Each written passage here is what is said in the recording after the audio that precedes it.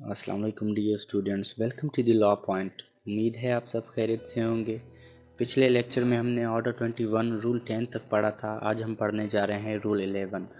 Rule 11 में ये होता है कि जो डिक्री होल्डर है वो एप्लीकेशन देकर कोर्ट में ओरली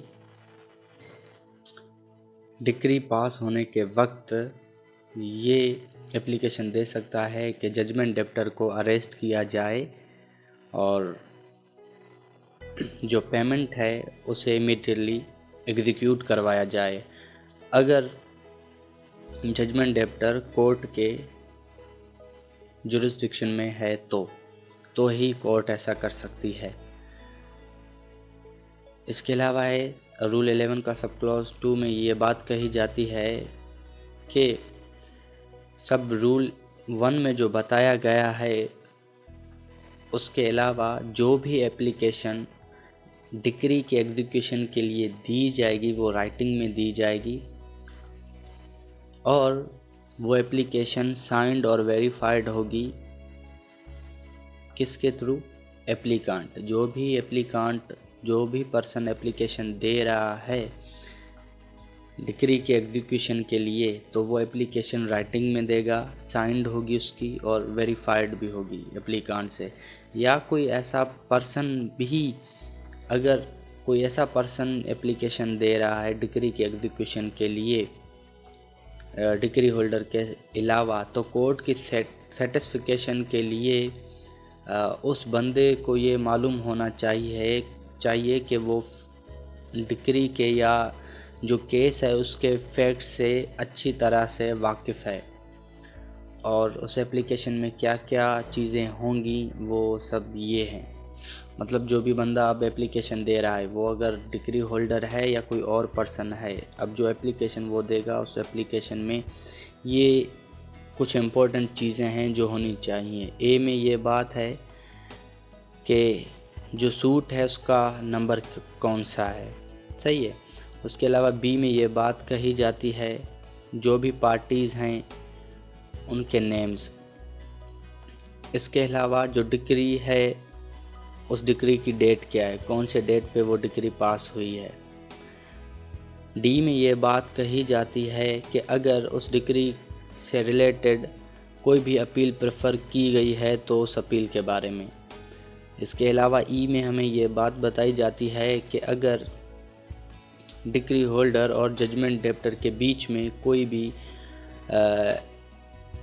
पेमेंट या कोई एडजस्टमेंट उन दोनों के बीच में हुई है और अब वो पेमेंट या एडजस्टमेंट कंट्रोवर्सी में है उन दोनों पार्टीज़ के बीच में, तो वो बताया जाएगा, सही है।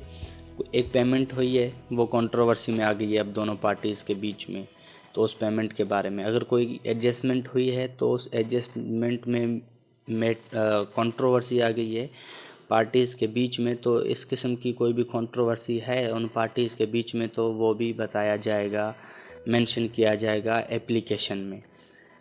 उसके बाद आते हैं एफ़ पे, सही है। एफ़ में ये बात की जा रही है कि whether any and if any what previous applications have been made for the execution, सही है। तो अब जो डिक्री है उसके लिए इस एप्लीकेशन से पहले अगर कोई एप्लीकेशन दी गई है तो उस एप्लीकेशन के बारे में भी बताया जाएगा। उसके अलावा उस एप्लीकेशन के जो रिज़ल्ट आए थे, जो डिसीजन व्हाटएवर जो भी आउटकम था उस एप्लीकेशन का, वो भी बताया जाएगा।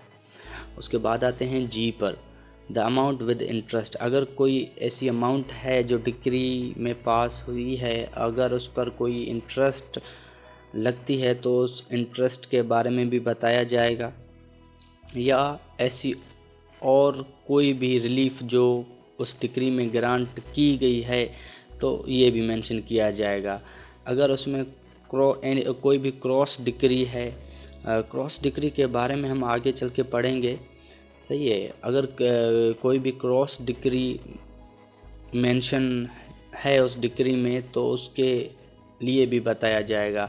और वेदर पास्ड बिफोर और after the date of the decree sought to be executed, तो जो जिस डेट पे डिक्री को एग्जीक्यूट होना है, सही है, तो वो डिग्री के पास होने से, क्रॉस डिग्री के पास होने से पहले की डेट है या बाद की डेट है तो उस डेट को भी मेंशन किया जाएगा।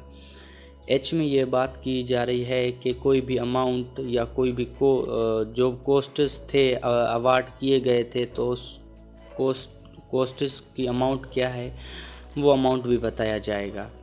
इसके अलावा the name of the person against whom execution of decree is sought. अब जिस बंदे के अगेंस्ट आप एप्लीकेशन दे रहे हैं, जिस बंदे से आपने डिक्री के लिए एग्जीक्यूशन चाहिए, उस बंदे का नाम। इसके अलावा जे में हमें ये बात बताई जा रही है कि कोर्ट से आपको किस किस्म की असिस्टेंस, मदद, रहनुमाई, गाइडलाइन चाहिए, वो भी बताएंगे आप उस एप्लीकेशन में। इसके अलावा आई में ये बात कही जा रही है अगर कोई प्रॉपर्टी है स्पेसिफिकली, सही है, एक डिक्री पास हुई है उसमें एक प्रॉपर्टी है जिसकी डिलीवरी होनी है, सही है, स्पेशली वो डिक्री पास ही एक प्रॉपर्टी की डिलीवरी के लिए हुई है तो आप वो भी मेंशन करेंगे एप्लीकेशन में। अब 2 पे ये बात है by the attachment and sale, सही है, अटैचमेंट और सेल, सही है, कोई भी प्रॉपर्टी है उसकी अटैचमेंट चाहिए डिक्री होल्डर को या एप्लीकांट को, जो भी बंदा एप्लीकेशन दे रहा है, या उसकी सेल करवाना चाहता है तो वो ये भी मेंशन करेगा, या उसे सेल विदाउट अटैचमेंट चाहिए उस प्रॉपर्टी की तो ये बताना लाजमी है उस एप्लीकेशन में। इसके बाद आते हैं by the arrest and detention in prison of any person. अभी अगर कोई भी पर्सन है जिसकी आपने डिटेंशन इन प्रिजन चाहिए तो आप वो भी उस एप्लीकेशन में लिखेंगे कि फ़लाँ बंदे को प्रिजन में डिटेन किया जाए। तो ये बातें आपने अपने एप्लीकेशन में एप्लीकांट या डिक्री होल्डर, जिस भी बंदे ने डिक्री को एग्जीक्यूट करवाने के लिए कोई भी एप्लीकेशन देनी है तो उस एप्लीकेशन में ये इम्पोर्टेंट बातें उसने मेंशन करनी है। इसके अलावा by the appointment of a receiver, कोई रिसीवर अगर आप अपॉइंट करना चाहते हैं, तो ये कोई भी डिक्री पास हो गई है, अब आप चाहते हैं कि उस डिक्री में जो भी रिलीफ्स दिए गए हैं वो एक रिसीवर को मिलें, या आप कोई रिसीवर चाहते हैं कि फ़लाँ बंदा रिसीवर हो, या कोर्ट अपने मोशन में अपनी पावर के बिहाफ पे कोई भी रिसीवर रख ले, सही है, तो ज़रूरी नहीं है कि सिर्फ आप एप्लीकेशन दें, जिस बंदे को आप चाहते हैं वही रिसीवर बने, कोर्ट ख़ुद भी कोई रिसीवर अपॉइंट कर सकती है। सही, रिसीवर क्या है, आई होप कि हम ऑर्डर 21 पढ़ रहे हैं तो आपको पता होना चाहिए, सही है। 5 पे आते हैं otherwise as the nature of relief granted may require. अब आपको किसी अलग नेचर की कोई भी रिलीफ चाहिए या मिली है तो आप उसके वो भी मांग सकते हैं। अब आते हैं रूल 11 के सब क्लॉज 3 पर, the court which an application is made under sub rule 2, सही है। सब रूल 2 अभी जो हम पढ़ के आए हैं उसके तहत अगर कोई भी एप्लीकेशन कोर्ट में दी जाती है, may require the applicant to produce a certificate copy of the decree, certified copy of the decree, के जो भी पर्सन है, जो भी एप्लीकांट है, सही है, अगर वो रूल 11 के सब रूल 2 के तहत एप्लीकेशन देता है कोर्ट में डिक्री की एग्जीक्यूशन के लिए, तो उसने सर्टिफाइड कॉपी भी कोर्ट में जमा करवानी है, सबमिट करवानी है एनी हाउ।